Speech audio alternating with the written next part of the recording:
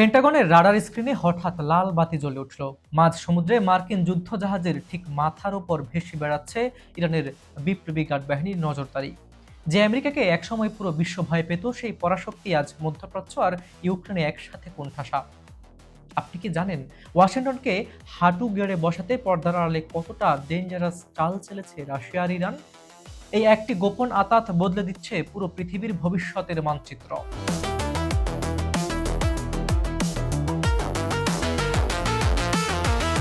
Ukraine যুদ্ধের শুরুতে যখন পুতিনের বাহিনী কিছুটা ব্যাকফুটে, তখনই বিশ্বকে চমকে দিয়ে ময়দানে নামে ইরানের শাহিদ ড্রোন। রাশিয়া শুধু এই ড্রোন ব্যবহারই করেনি, নিজেদের দেশে গ্যারান টু নামের এর গণ উৎপাদন শুরু করে। ইউক্রেনের যুদ্ধক্ষেত্রে পশ্চিমা অ্যান্টি জ্যামিং প্রযুক্তিকে ফাঁকি দিয়ে এই ড্রোন যেভাবে আধুনিকায়ন করা হয়েছে, তার আপগ্রেডেড টেকনোলজি এখন ব্যাকফ্লো হয়ে ফের ঢুকছে ইরানের ডিফেন্স সিস্টেমে। কিন্তু কাহিনী এখানেই শেষ নয়।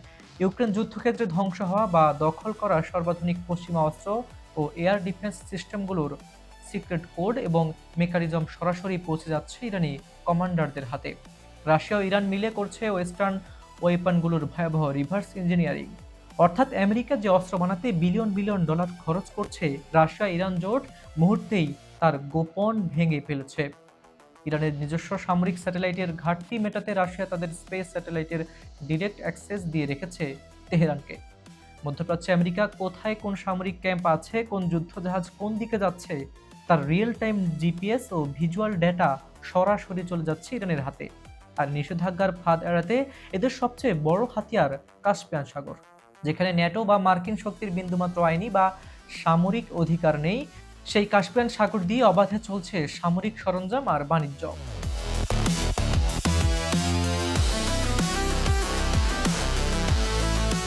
বহু বছর ধরে কঠোর নিষেধাজ্ঞায় টিকে থাকার ইরানি অভিজ্ঞতা এখন কৌশল হিসেবে শিখছে মস্কো। আর এই দুই পরাশক্তির পেছনে মাস্টার মাইন্ড হিসেবে ছায়া দিচ্ছে চীন। নিজেদের বেইদু স্যাটেলাইট নেভিগেশন ও অ্যাডভান্সড রাডার দিয়ে তারা ইরানকে পশ্চিমা নির্ভরতা থেকে শতভাগ মুক্ত করছে।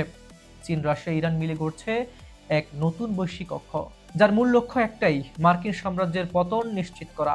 রাশিয়া হয়তো সরাসরি ইরানের পক্ষে যুদ্ধ নামবে না, কিন্তু স্যাটেলাইট ডেটা, ড্রোন টেকনোলজি আর ওয়েপন ইন্টেলিজেন্স দিয়ে ইরানকে এমন এক দানবে পরিণত করেছে যা আমেরিকার একচ্ছত্র আধিপত্যকে নিঃশেষ করে দিচ্ছে।